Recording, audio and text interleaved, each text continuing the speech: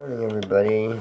Day after Christmas. I happened to run into another Sonny Boy Williamson song. I was gonna do another lesson, and I will, on chromatic with the blues scale. But anyway, I ran into another Sonny Boy song I was unfamiliar with, and there's a lot of Sonny Boy songs out there. A lot of them I'm unfamiliar with, but I mean a lot of them I'm not, because I studied them pretty closely. But anyway, it's kind of thing that well, first of all, I don't know, I'm not sure what key he's playing it in, but I don't think it's an F, but I sure like the higher harmonica for Sonny Boy type stuff. And I think his song, Little Village, where he does a whole bunch of takes for the Test Brothers, I think he's using it, it's in C and he's using an F harp, where he's getting those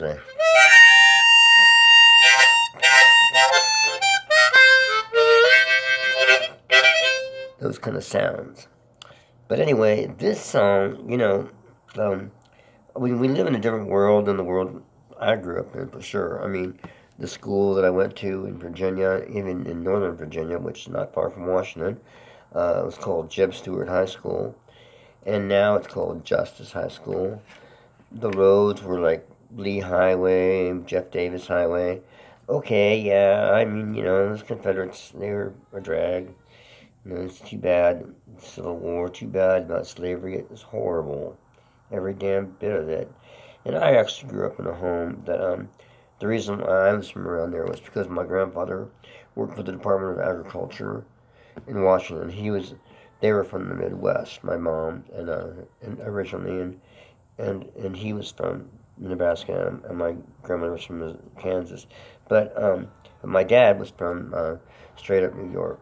But anyway, the point is that I wound up there because my mom and dad met at an army hospital where she was a speech therapist at, and he was a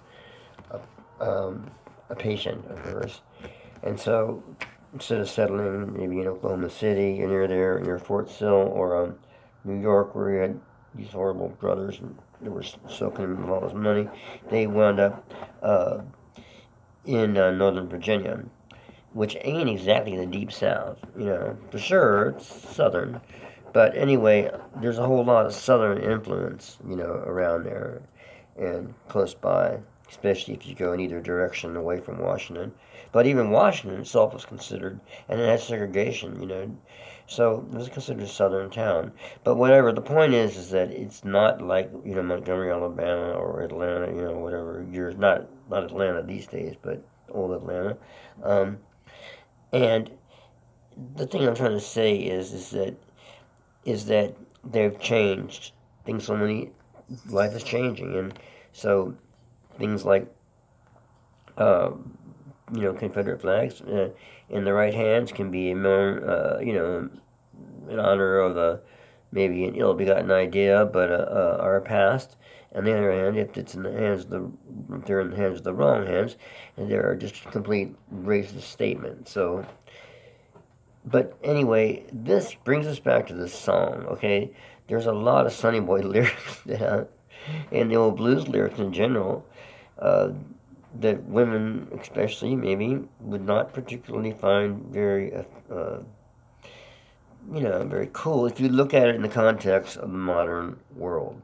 But if you look at it, for one thing, very few white people can imagine, what that, and I'm one of them probably, in many ways, can imagine the black world that these songs came out of. The only little bit of I've lived in mostly white type places in my life, which is kind of too bad. But I did spend years in New Orleans, and I don't think it's the same as cop and dope in Washington from black people. I don't think that can be. That's just a one aspect. But I went to school in Georgia with four black kids when I was 15 and 16, and I was around black workers when I was young. People like working on the street on the chain gang. Not, yeah, they were mostly black, yeah. But anyway, the first exposure I had being around black people was my neighbor, Colonel Sailor. He had a worker his name was Jump. That's all I knew him by, Jump. So yeah, my exposure was kind of Southern type black people, and it's sad that people were treated like that. And then especially when I lived with R.L. Burnside and his family for a few months, I got a real taste of what that what life was like. And it was, I'll tell you, I heard a saying, if you know, I guess how the guy put it, if you're not black on a Saturday night, you don't know what being black is. Because, I kind of got a little picture that of what that life is. That it's a different culture than white culture, and no matter what kind of culture it is, everybody has their own cultures. So, Sonny Boy's culture is not relevant to middle class suburban women and feminists and men concerned, the super liberal that wants everything to be perfectly socially, societally, or whatever the word is, right. It's just not going to happen. You can't go back and erase lyrics that are incredible, like Sonny Boy's, um, things like what he's talking about in this song. Although, when I first heard the song, I thought, God, even Sonny Boy would have a hard time getting away with these lyrics. But, songs like, she's got knee action body, hard driving hips, air conditioned stomach, make her backbone slip. I think that's how it goes. Those are like legendary lyrics, and it's been going on forever.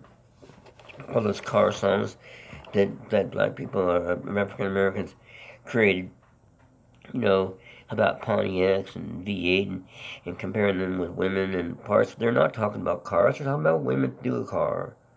And same thing with the great women singers, uh, um, all those wonderful singers like that that existed that you know in the past and stuff that they all were seeing Bessie Smith and Billie Holiday, all these great singers.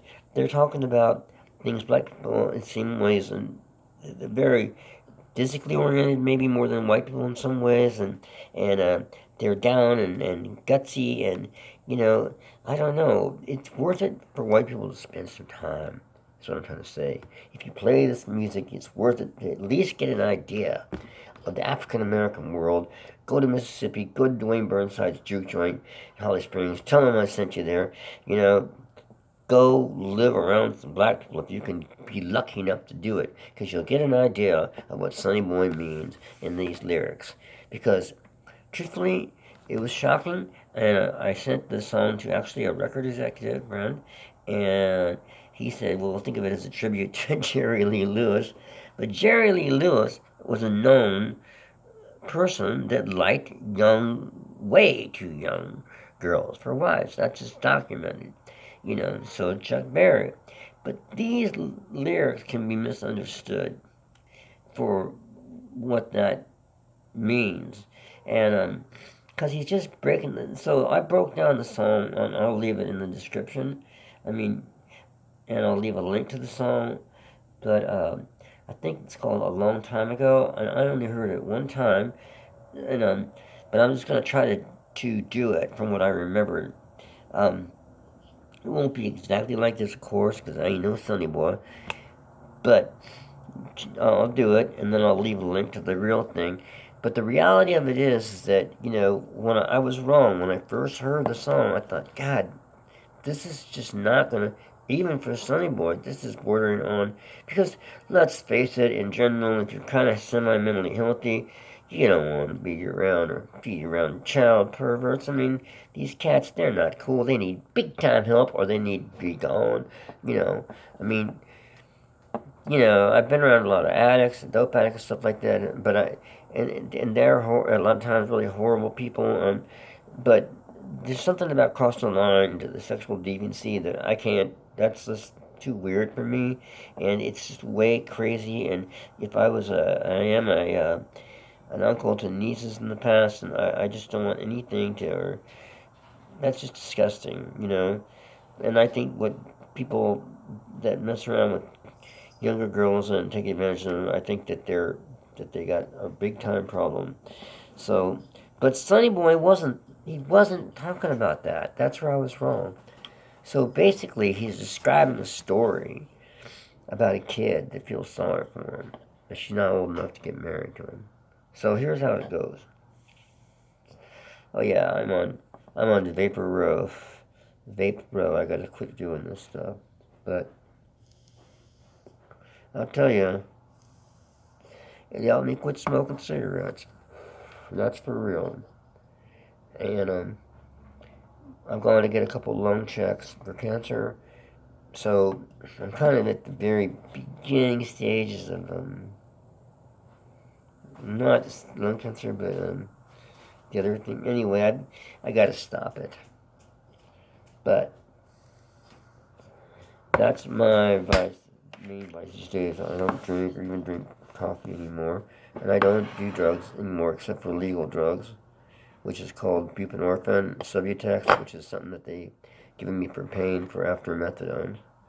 But it has a big fat narcotic blocker in it. If I do any kind of narcotic pain pills, I get sick as a dog. A dog that's real sick. So anyway, this is called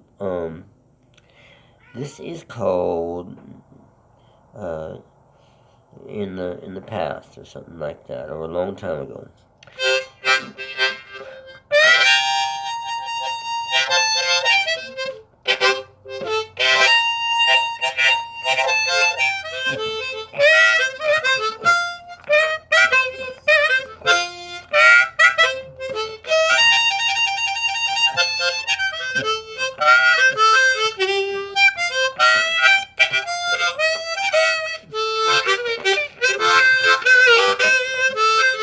Well, it was a long time ago.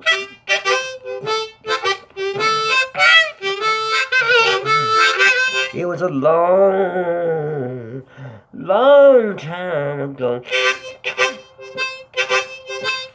Well, people I was down and out didn't even have a dollar or a home. I was out on the street when I ran into a young girl.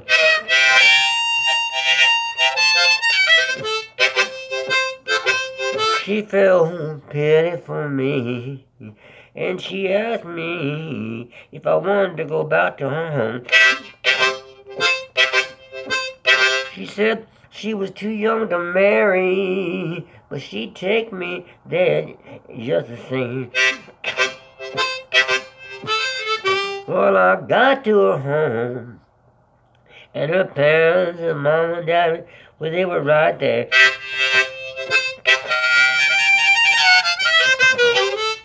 They said, "Oh, Sonny Boy, I know she's too young to marry.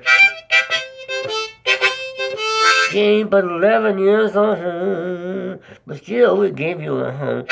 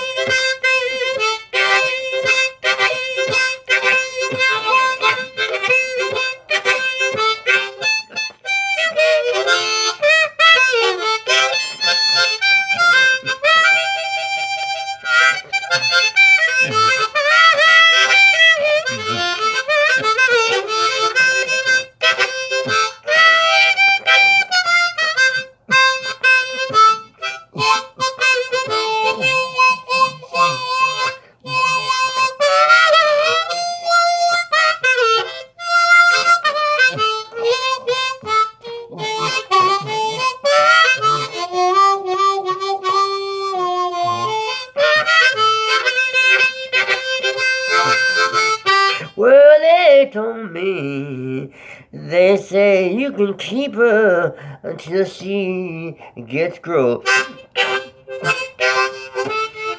Well, I told them I'll keep her in school for the next 10 years. Well, she learned one thing. She learned about the daddy's rule. The daddy had. The daddy's rule was the golden rule. She had to be. Well, she learned right there everything I said.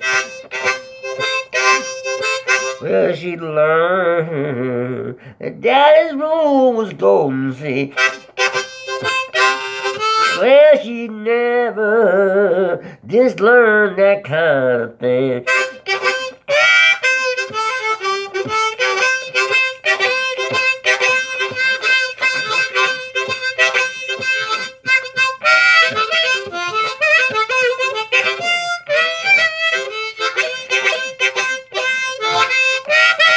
The daddy's rule was the golden rule for her. Learn and understand.